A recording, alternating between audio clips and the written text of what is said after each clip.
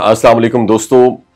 दुनिया का जो नक्शा है इस पे जब भी कोई ताकतवर मुल्क उभरता है तो अपनी कुव्वत को सिर्फ अपनी हदूद तक महदूद नहीं रखता, बल्कि उसे दूर दराज खित्तों तक पहुंचाने की कोशिश भी करता है। तारीख में कभी ये मकसद जंगों के जरिए हासिल किया गया, कभी तिजारती रास्तों के जरिए हासिल किया और कभी नजरियात के जरिए हासिल किया गया।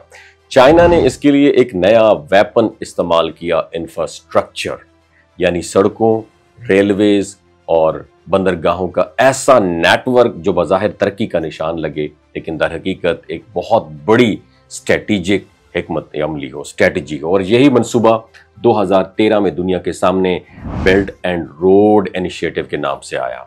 शुरू में ये ख्याल बहुत दिलकश लगा, एक नया सिल्क रोड जिसके जरिए एशिया, यूरोप और अफ्रीका आपस में जुड़ जाएंगे, तिजारत बढ़ेगी, रोजगार पैदा होगा और तरक्की पजीर ममालिक को नई राहें मिलेंगी।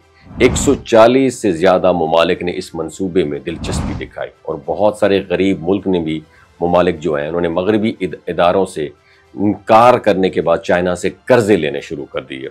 चाइना के लिए एक अपॉर्चुनिटी थी कि वो अपनी इजाफी सन्नती पैदावार को इस्तेमाल करे, अपने लोगों को रोजगार दे और अपनी सियासी गिरफ्त मजबूत करे। लेकिन जल्द ही इस मंसूबे के वो पहलू सामने आने लगे जो इब्तिदा में छुपाए गए थे। चाइना का असल चेहरा उस वक्त सामने आने लगा कि कई ममालिक ऐसे कर्जों में जकड़ गए जिन्हें वापस करना उनके लिए पॉसिबल ही नहीं रहा, और इस सूरत हाल को डेब्ट ट्रैप डिप्लोमेसी कहा गया, यानी तरक्की के नाम पर ऐसे कर्जे देना जो आखिरकार मुल्कों को अपनी जमीन या असासे गिरवी रखने पर मजबूर कर दें। श्रीलंका की मिसाल ले लें, सबसे बड़ी झलक है। वहां पे हमनटोटा जो पोर्ट है उसको तामीर किया गया, लेकिन उस जगह पर इतने बड़े मंसूबे की जरूरत थी ही नहीं और साल भर में चंद जहाजों के अलावा वहां कुछ भी नहीं रुका। नतीजा ये निकला कि कर्ज वापस ना होने पर श्रीलंका को ये पोर्ट 99 बरस के लिए एक चीनी कंपनी के हवाले करना पड़ा। यूं मुल्की खुद मुख्तारी का एक हिस्सा खो बैठा।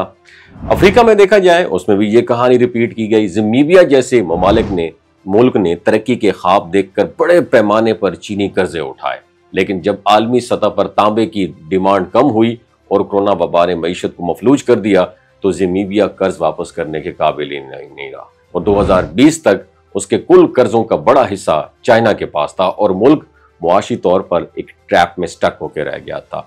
PRI के तहत कई मंसूबे ऐसे भी बनाए गए जिन्हें व्हाइट एलिफेंट प्रोजेक्ट्स भी कहा जाता है। ये वो तामीरात थी जो बज़ाहिर शानदार और पुरकशिश दिखाई देती थी, लेकिन हकीकत में इनका कोई अमली फायदा नहीं था। कहीं सड़कें और रेलवेज बनी जिन पर ट्रैफिक ही नहीं चली, कहीं बंदरगाहें जिन पर जहाज ही नहीं आए।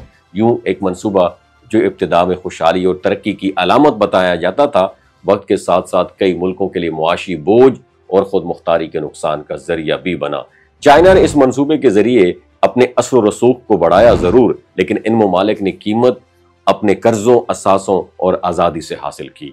इस वीडियो के बारे में आपकी क्या राय है, नीचे कमेंट सेक्शन में अपनी राय से जरूर आगाह कीजिएगा।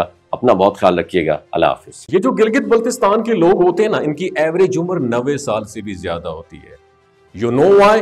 क्योंकि ये लोग शलजीत इस्तेमाल करते हैं। शलजीत के अंदर 85 मिनरल्स होते हैं।